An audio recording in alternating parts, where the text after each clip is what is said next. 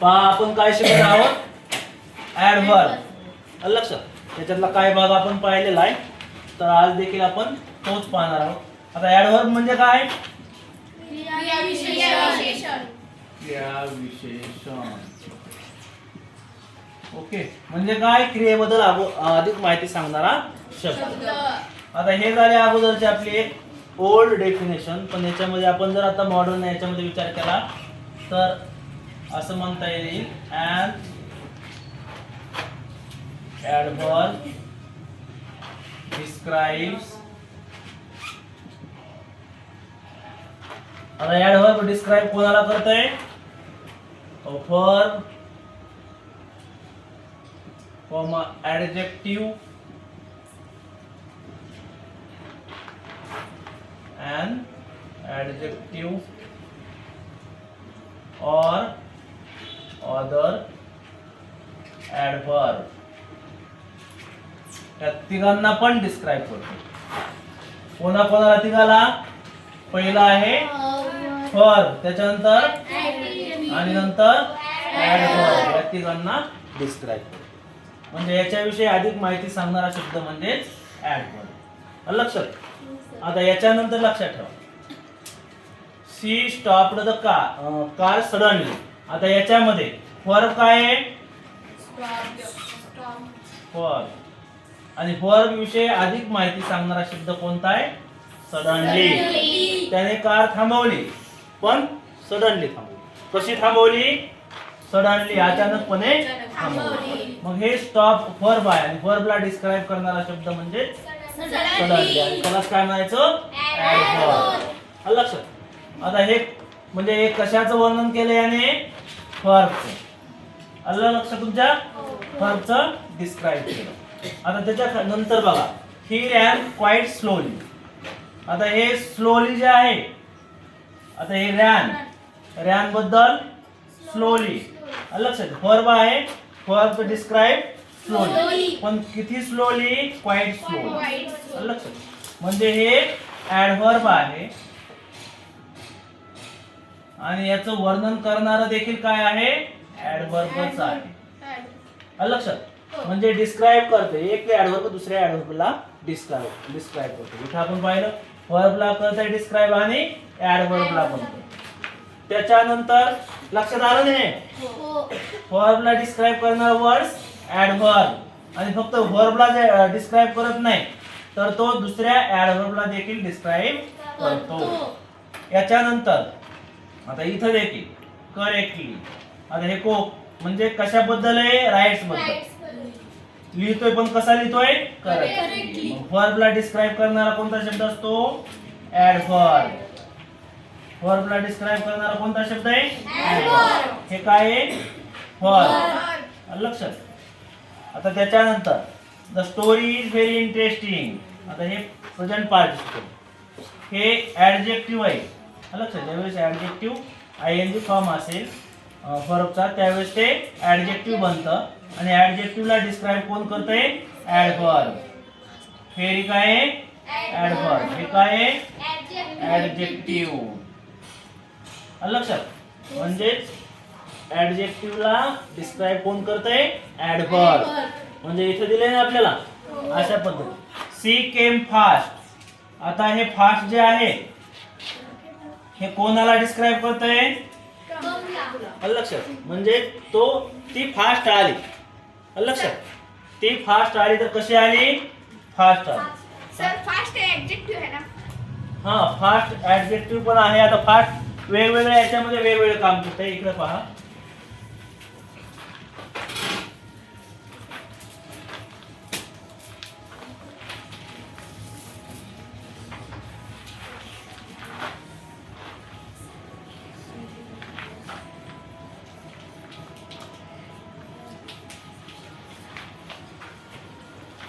आता फास्ट पहा.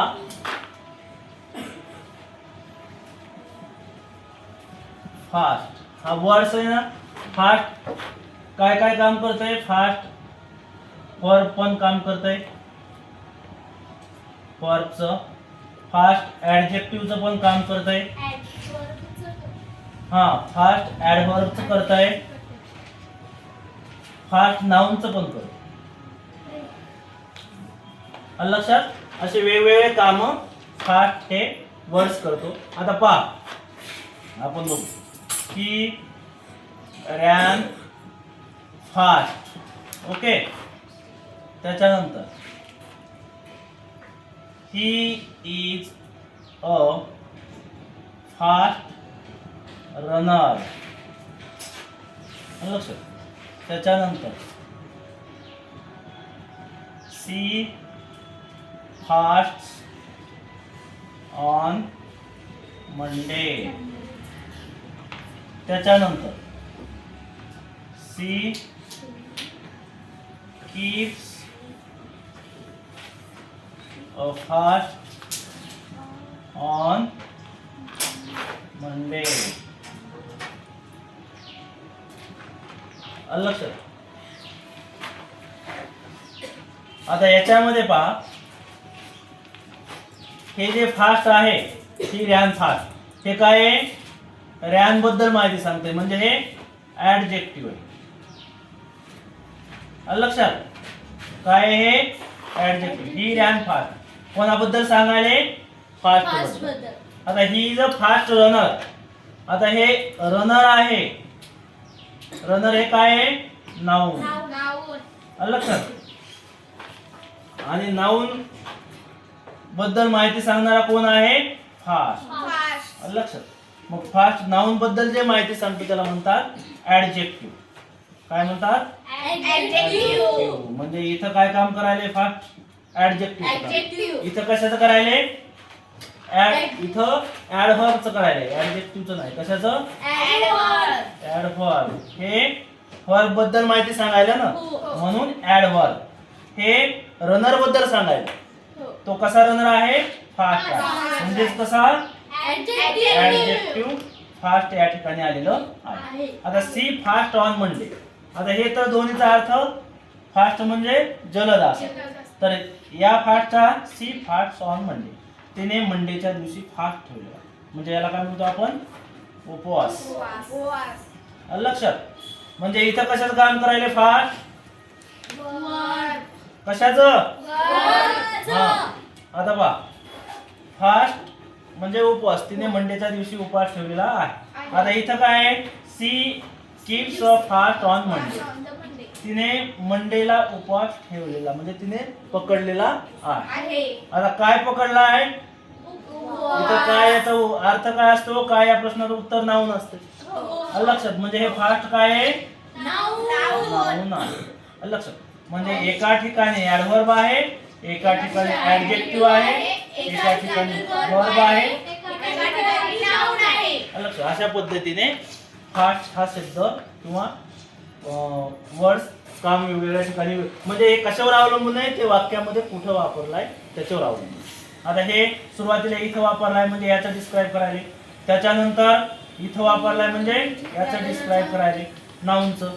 आलं लक्षात? इथं वर्बचं, इथं वर्ब म्हणूनच आलेला आहे, तर इथं नाऊन म्हणून आलेला आहे. आलं लक्षात? असं वेगवेगळ्या ठिकाणी वेगवेगळे वर्ड्स यूज केल्यानंतर त्याचा अर्थ देखील मिनिंग वेगवेगळा. कुठं ऍडजेक्टिव्ह असेल, कुठं ऍडव्हर्ब असेल, कुठं नाऊन असेल. अशा पद्धतीचे वेगवेगळ्या ठिकाणी त्याचा यूज जिथं आहे वाक्यामध्ये कोणत्या अर्थाने केलेला त्याच्यावर ते अवलंबून असते. आता याचे जनरली जर तुम्ही बघितलं तर काय असते? Adverb of time. लक्षात? नंतर ऍडव्हर्ब ऑफ प्लेस. नंतर ऍडव्हर्ब ऑफ फ्रिक्वेन्सी. त्याच्यानंतर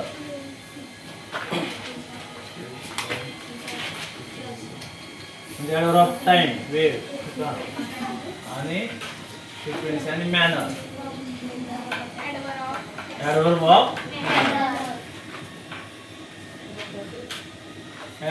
ऑफ मॅनर हे काय आहे त्याचे?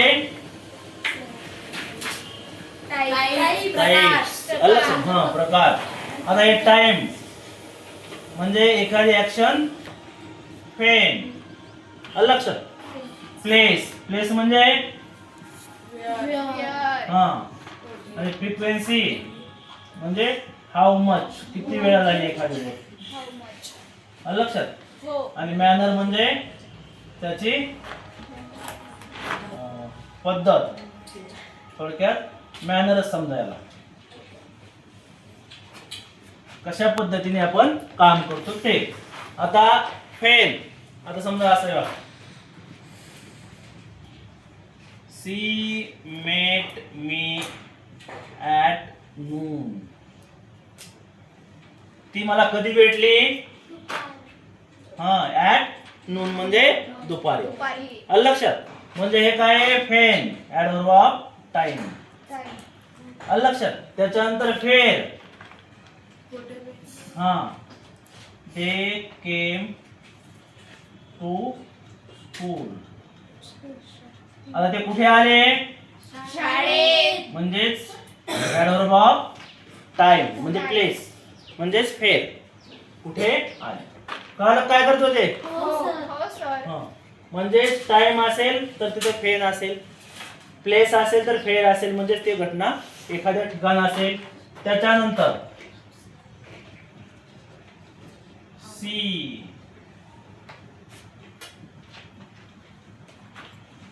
Frequency, always comes late. लक्षात. ती नेहमीच काय करते?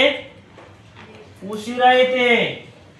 हे नेहमी उशिरा येते. म्हणजेच हे याच्यामध्ये काय आहे?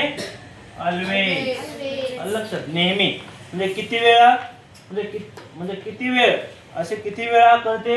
तर नेहमीच. आता she never comes to school. ते कधीच शाळेला येत नाही. किती वेळा म्हणजे कधीच येत नाही. म्हणजे त्याची काय समजते आपल्याला? फ्रिक्वेन्सी. आता मॅनर्स म्हणजे ते कसं काम करतं. हा, सी राईट्स करेक्टली. लक्षात. ती कसं लिहिते? करेक्टली. पद्धत कशी आहे? ऍक्युरेट आहे. ऍक्युरन्सी एकदम करेक्ट आहे.